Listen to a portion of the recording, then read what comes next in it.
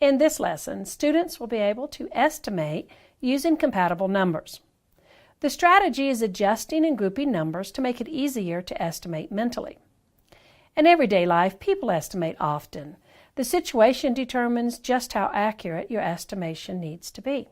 Students need experiences so they can determine when to estimate and when an exact answer is needed.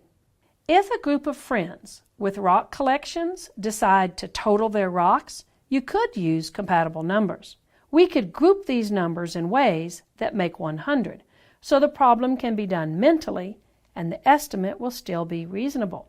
32 and 71 are close to 100 because you could think of it as 30 plus 70 equals 100. 23 and 79 are also approximately 100. And 14 and 84 are also close to 100. That gives you a total of 300 so far, with the 47 not used. You could even round that 47 to 50 for a grand total of approximately 350. Let's try using compatible numbers to determine the approximate savings if an item is on sale for $267 with an original price of $373. One method is to keep the $373 and change the $267 to $273. Now the problem is $373 minus $273 for a $100 difference. This seems crazy, as 267 is never rounded to 273. But remember, the goal is to make it easy and to do the problem mentally while keeping it reasonable. Let's try it one last time.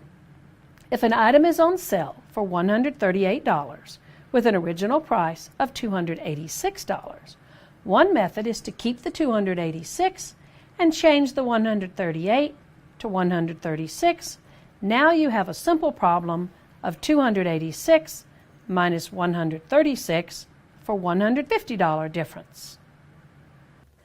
I tell my students if they see a hard estimation problem to think, I wish I had these numbers instead, because they are easier to work with. Of course, the numbers chosen should be close to the original ones if the estimate is to be reasonable. The goal using compatible numbers is for children to adjust the numbers to make the problem easy enough to estimate mentally.